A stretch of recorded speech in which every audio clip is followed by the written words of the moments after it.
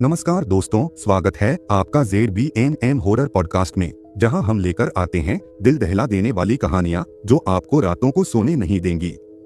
आज की कहानी आपको ले जाएगी एक ऐसे हॉस्टल में जहां हर दीवार के पीछे छुपा है एक डरावना राज। यह कहानी है हॉरर गर्ल्स हॉस्टल की, जहां नई लड़कियों का स्वागत खौफ और सन्नाटों से होता है।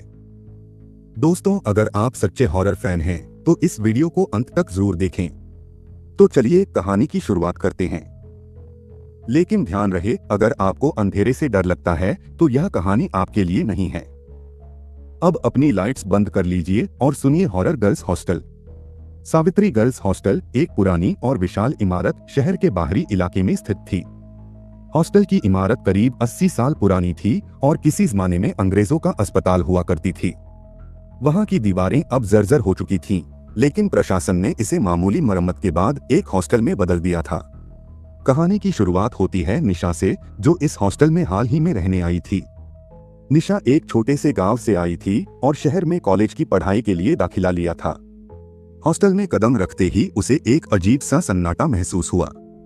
रिसेप्शन पर बैठी मैट्रन मिसेज वर्मा ने कड़क आवाज में कहा, रूम नंबर 13, ऊपर दूसरी मंजिल पर।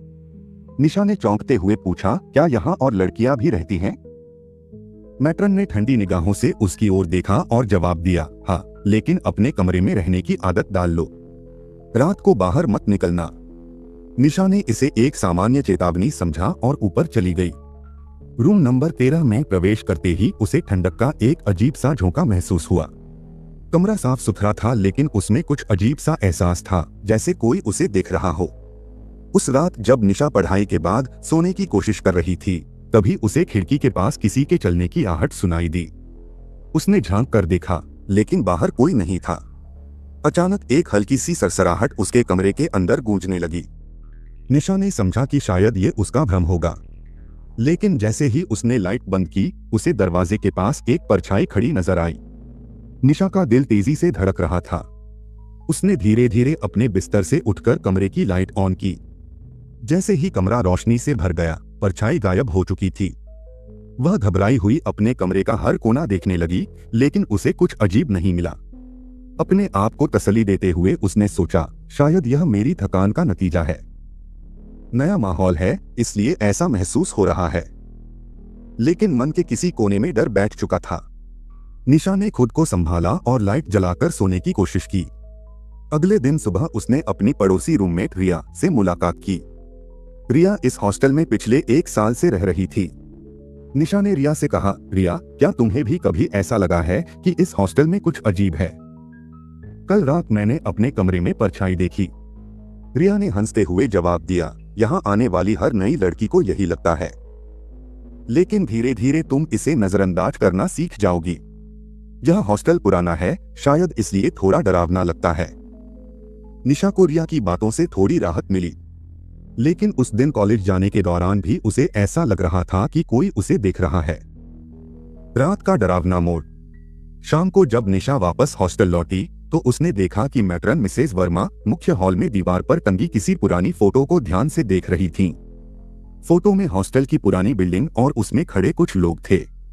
निशा ने उत्सुकतावश पूछा, मैम, ये फोटो किसकी है? मिसेज वर्मा ने ठंडे स्वर में कहा, ये इस इमारत का इतिहास है, पर तुम्हें ज्यादा जानने की जरूरत नहीं है। अपना काम करो और कमरे में जाओ। निशा को उनकी बातों में कुछ छिपा हुआ महसूस हुआ। उस रात करीब 2 बजे निशा की नींद अचानक टूट गई। कमरे में अजीब सी ठंड थी। उसने चारों ओर देखा, लेकिन सब कुछ सामान्य लग रहा था। तभी खिड़की की ओर से धीरे धीरे सरसराहट की आवाज आने लगी। उसने देखा कि खिड़की का शीशा हल्के हल्के से धुंधला हो रहा था, जैसे किसी ने अपनी उंगलियां उसके ऊपर फेरी हों। घबराई हुई निशा ने खिड़की की ओर बढ़कर पर्दा हटाया। खिड़की के बाहर कुछ नहीं था, लेकिन जैसे ही उसने पीछे मुड़कर देखा, उसके बिस्तर पर कोई बैठा हुआ था। एक लंबी चौड़ी काली आकृति, जिसके चेहरे पर सिर्फ खालीपन था। निशा की चीख से पूरा हॉस्टल गूंज उठा। वह अपने बिस्तर के पास घुटनों के बल गिर गई। उसकी आंखें उस काली आकृति को घूर रही थीं, जो बिना हिले डुले उसके बिस्तर पर बैठी हुई थी। उसके सिर के बाल खड़े हो गए और सांसें थमने लगीं। तभी दरवाजे पर तेजी से दस्तक हुई। निशा, क्या हुआ? यह रिया की आवाज थी। निशा ने किसी तरह हिम्मत जुटाकर दरवाजा खोला। जैसे ही रिया अंदर आई, कमरे में से ठंडक गायब हो गई और वह आकृति भी नदारद थी। रिया ने निशा को थामते हुए पूछा, तुम ठीक हो? क्या हुआ यहाँ? निशा ने हतलाते हुए कहा, यहाँ कोई था, बिस्तर पर बैठा हुआ। मैंने अपनी आंखों से देखा। रिया ने कमरे का मुआयना किया। उसने बिस्तर, अलमारी और खिड़की की ओर देखा, लेकिन सब कुछ सामान्य था। शायद तुमने कोई सपना देखा होगा, रिया ने उसे दिलासा देने की कोशिश की। लेकिन निशा जानती थी कि यह सपना नहीं था, अनचाही सच्चाई। अगले दिन निशा ने ठान लिया कि वह इस हॉस्टल की सच्चाई का पता लगाएगी। उसने मैट्रन मिसेज वर्मा से एक बार फिर उस पुरानी फोटो के बारे में पूछा, लेकिन मैट्रन ने उसे कड़ी नजर से देखते हुए टाल दिया। अपना काम करो, ये बातें तुम्हारे लिए नहीं हैं। निशा ने हार मानने के बजाय रिया को अपने साथ मिलाया। रिया, मुझे इस हॉस्टल में कुछ अजीब लग रहा है। तुम यहाँ 1 साल से हो, क्या कभी तुम्हें कुछ अजीब महसूस नहीं हुआ? रिया ने कुछ पल सोचा और फिर कहा, सच कहूं तो हाँ, लेकिन मैंने कभी गहराई में जाने की कोशिश नहीं की। यह हॉस्टल बहुत पुराना है और लोगों के बीच कई कहानियां चलती हैं, लेकिन मैं कभी ध्यान नहीं देती। निशा ने उसे समझाने की कोशिश की, मुझे लगता है कि हमें पता लगाना चाहिए। रिया कुछ झिझकी, लेकिन निशा की जिद देखकर वह मान गई। पुरानी किताब। उस शाम दोनों ने हॉस्टल की लाइब्रेरी का रुख किया। यह लाइब्रेरी भी उतनी ही पुरानी और डरावनी थी जितना हॉस्टल। धूल से अटी पुरानी अलमारियों में निशा और रिया ने ढेर सारी किताबें खंगाली। आखिरकार उन्हें एक पुरानी डायरी मिली जिस पर लिखा था, सावित्री हॉस्पिटल 1942। निशा ने उत्सुकता से डायरी खोली। पहले पन्ने पर लिखा था, यह अस्पताल कभी काले जादू और बलि के लिए इस्तेमाल होता था। यहाँ कई अनचाही मौतें हुईं। जो लोग मरे उनकी आत्माएं इस जगह को छोड़कर कभी नहीं गईं। यह पढ़ते ही निशा और रिया की रीढ़ में सिहरन दौड़ गई। रात का आतंक। डायरी लेकर वे अपने कमरे में लौट आईं। निशा ने महसूस किया कि उसके कमरे में फिर वही अजीब सी ठंड थी, लेकिन इस बार रिया भी वहां थी। रिया ने कहा, शायद ये सब हमारा वहम है, चलो सोने की कोशिश करते हैं। रात के करीब 3 बजे अचानक दोनों की नींद खुली। कमरे का दरवाजा अपने आप खुल रहा था। ठंडी हवा अंदर आ रही थी और उसके साथ एक धीमी फुसफुसाहट की आवाज सुनाई दे रही थी। आवाज इतनी धीमी थी कि कुछ शब्द समझ नहीं आ रहे थे, लेकिन वह लगातार दोहरा रही थी, भाग जाओ, भाग जाओ, यह जगह तुम्हारी नहीं है। निशा ने डरते डरते आवाज के पीछे की ओर देखा। खिड़की के पास वही काली आकृति खड़ी थी, लेकिन इस बार उसकी खाली आंखें सीधे निशा को घूर रही थीं। खिड़की के पास खड़ी उस काली आकृति की उपस्थिति से निशा और रिया दोनों का खून जम सा गया। उस परछाई की आंखें अब भी खाली और डरावनी थीं, लेकिन ऐसा लगा जैसे वह कुछ कहना चाह रही हो। रिया, हमें यहाँ से भागना चाहिए, निशा ने घबराई आवाज में कहा। रुको, अगर हमने जल्दी की तो शायद यह चीज और हिंसक हो सकती है, रिया ने हकलाते हुए जवाब दिया। रिया ने डर के बावजूद एक मोमबत्ती जलाई और खिड़की के पास रख दी।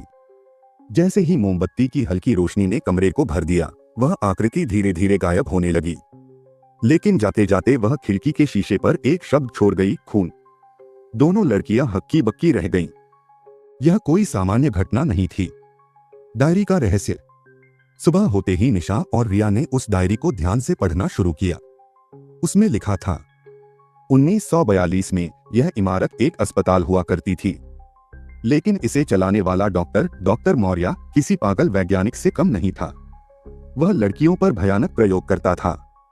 जिन लड़कियों की मौत होती, उनकी लाशों को यहाँ के तहखाने में दफन कर दिया जाता।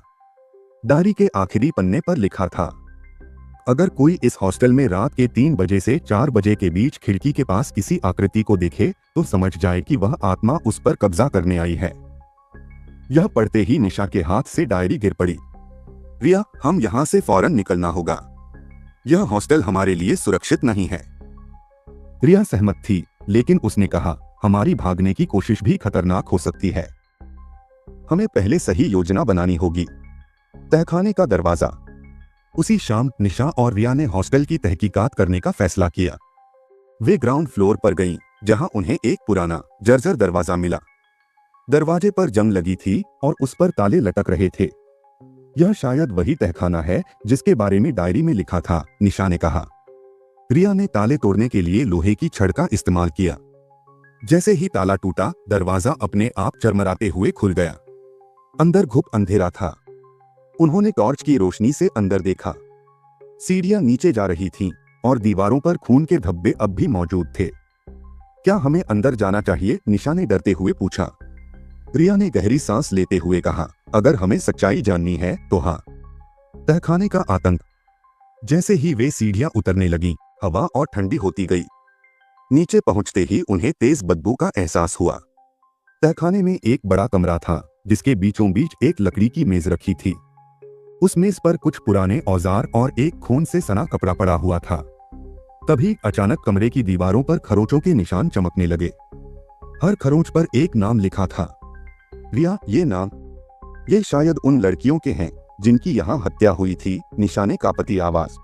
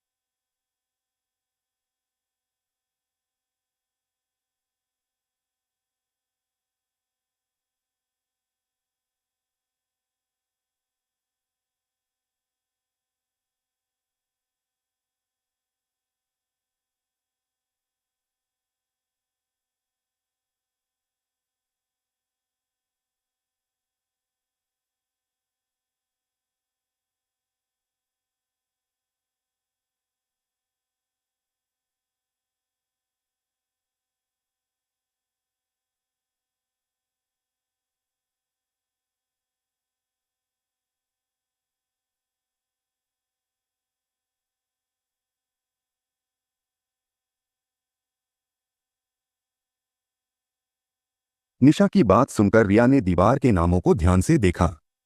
हर नाम खून से लिखा हुआ लग रहा था। एक नाम पर उसकी टॉर्च की रोशनी ठहर गई, सावित्री।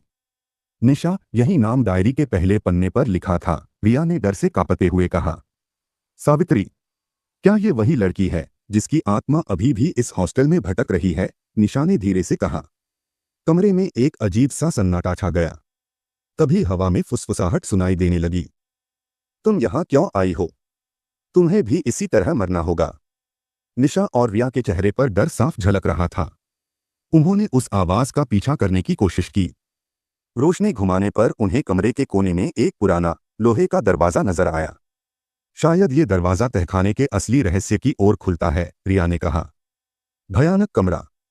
जैसे ही उन्होंने दरवाजा खोला, अंदर का दृश्य उनके पैरों तले जमीन खिसका देने वाला था। वहां एक बड़ी सी जगह थी जिसे देखने से साफ पता चलता था कि यह प्रयोगशाला थी। दीवारों पर विचित्र चित्र बने हुए थे। एक कोने में छोटी छोटी हड्डियों का ढेर लगा हुआ था। रिया, ये लड़कियों की हड्डियां हैं, निशा चीखते हुए पीछे हट गई। तभी उनकी टॉर्च अचानक बंद हो गई। पूरे कमरे में गहरा अंधेरा छा गया। अंधेरे में ही वह फुसफुसाहट तेज हो गई। तुम्हें बचने का कोई मौका नहीं मिलेगा। सावित्री का बदला अभी पूरा नहीं हुआ। निशा ने हिम्मत जुटाकर कहा। सावित्री, अगर तुम हमें सुन सकती हो तो हम तुम्हारी मदद करना चाहते हैं। हमें बताओ कि तुम्हारे साथ क्या हुआ था। सावित्री की कहानी। तभी कमरे में ठंडी हवा का तेज झोंका आया। उनके सामने अचानक एक धुंधली आकृति प्रकट हुई। यह एक लड़की थी जिसने सफेद साड़ी पहनी हुई थी। उसके चेहरे पर दर्द और गुस्सा साफ झलक रहा था। मैं सावित्री हूं, उसने धीमे लेकिन भारी स्वर में कहा। तुम्हारे साथ क्या हुआ था? निशा ने साहस बटोरकर पूछा। सावित्री ने कहना शुरू किया। 1942 में मैं और कई दूसरी लड़कियां इस हॉस्टल में रहती थीं। लेकिन उस समय यह एक अस्पताल था। डॉक्टर मौर्य ने हमें भरोसा दिलाया कि वह हमें बीमारी से बचाने के लिए इलाज कर रहा है, लेकिन असल में वह हम पर भयानक प्रयोग करता था। हमें दर्द सहना पड़ता था और एक एक कर हम सभी को मार दिया गया। मेरी आत्मा तब तक चैन से नहीं रह सकती जब तक इस हॉस्टल की सच्चाई सबके सामने नहीं आती। लेकिन तुम अब हमें क्यों डरा रही हो? रिया ने सहमे हुए पूछा। क्योंकि जो भी इस हॉस्टल में आता है उसे वही दर्द सहना पड़ता है जो मैंने सहा। एक खौफनाक चेतावनी। सावित्री ने अपनी बात खत्म की ही थी कि पूरे कमरे में तेज आवाज गूंजने लगी। दीवारें हिलने लगीं और ऐसा लग रहा था कि पूरी इमारत गिर जाएगी। तुम्हें यहां से भाग जाना चाहिए, पर ध्यान रखना, बाहर निकलने का सिर्फ एक ही रास्ता है, सावित्री ने कहा। कौन सा रास्ता? निशा ने घबराते हुए पूछा। सावित्री ने कहा, वह रास्ता मेरे बलिदान की जगह से होकर जाता है। पर अगर तुमने गलती की तो तुम दोनों यहीं फंस जाओगे। अचानक वह आकृति गायब हो गई। कमरे में फिर से अंधेरा छा गया। अगला कदम। निशा और रिया ने महसूस किया कि अब उनके पास समय बहुत कम है। उन्होंने सावित्री के बताए रास्ते को ढूंढने की ठानी। हमें सावधानी से हर कदम उठाना होगा। अगर हम किसी भी तरह का खतरा उठाएंगे तो शायद हम भी इन्हीं आत्माओं में बदल जाएंगे, रिया ने कहा। कमरे से बाहर निकलते ही उन्हें वह गलियारा दिखा जिसके अंत में एक लाल दरवाजा था। क्या यह वही दरवाजा है जिसके बारे में सावित्री ने बताया था? निशा ने पूछा। दोनों लड़कियों ने एक दूसरे को देखा और भारी कदमों से उस दरवाजे की ओर बढ़ने लगीं। लेकिन दरवाजे तक पहुंचने से पहले ही उनके रास्ते में फिर से वह काली आकृति खड़ी हो गई। इस बार उसके हाथ में एक बड़ी जंग लगी हुई दरांती थी। क्या निशा और रिया इस डरावने जाल से बच पाएंगी? क्या सावित्री की चेतावनी के बाद वे सही रास्ता ढूंढ सकेंगी, या फिर उनकी किस्मत भी उन लड़कियों जैसी ही होगी?